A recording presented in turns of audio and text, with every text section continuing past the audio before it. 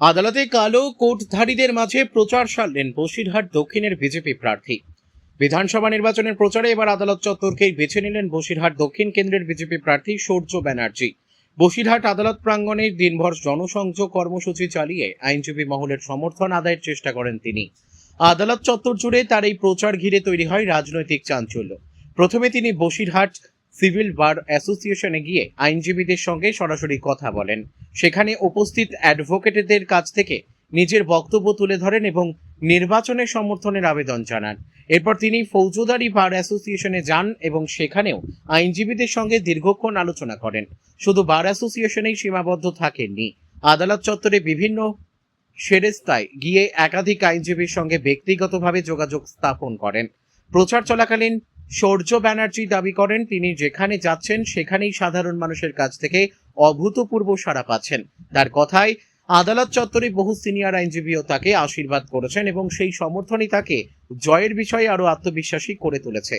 তিনি বলেন, জয়ের ব্যাপারে আমি 200% নিশ্চিত এবং আশাবাদী। এদিন বসিরহাট পৌরসভার প্রতিষ্ঠা দিবস প্রসঙ্গেও সরব হন বিজেপি প্রার্থী। রাজ্য সরকারের বিরুদ্ধে তীব্র আক্রমণ শানিয়ে তিনি অভিযোগ করেন, দুর্নীতির জেরে প্রশাসন নিজেরাই পৌরসভার উপর আস্থা হারিয়েছে। তার বক্তব্য, পরিস্থিতি এতটাই খারাপ হয়েছে যে পৌরসভাকে কার্যত অচল করে দিতে হয়েছে। এই মন্তব্য ঘিরে রাজনৈতিক মহলে নতুন করে বিতর্ক তৈরি হয়েছে।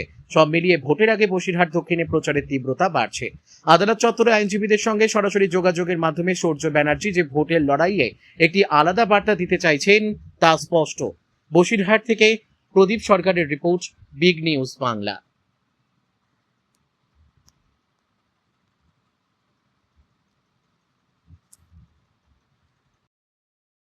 দেখুন, আসন্ন বসিরহাট দক্ষিণ থেকে যে নির্বাচন আছে 29 তারিখ, সেই জন্য এখন আজকে এসছি কোর্ট চত্বরে। বিভিন্ন অ্যাডভোকেটরা আছেন, আমাদের লিগাল সেলের সমস্ত অ্যাডভোকেট যারা আছেন আমার সঙ্গে এখানে উপস্থিত আছেন।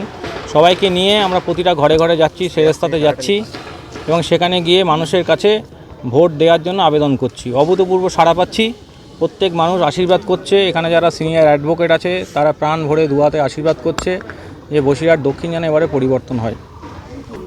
আজকে তো বসিরহাট পৌরসভার প্রতিষ্ঠা দিবস, 162তম প্রতিষ্ঠা দিবস, কিন্তু এমন একটা দিনে আজকে বসিরহাট পৌরসভার কোনো বোর্ডই নেই।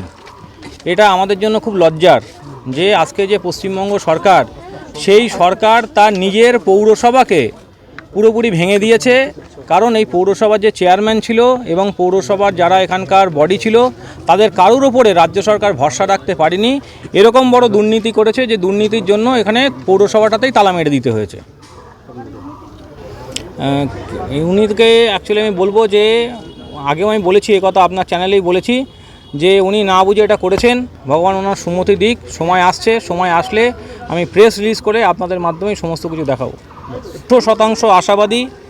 গ্রামে গ্রামে মানুষ যেভাবে ঢেলের আশীর্বাদ করছে, যে চত্বরে যেখানে যাচ্ছি প্রত্যেকের মানুষের মুখে একটাই কথা, এবারে পরিবর্তন চাই।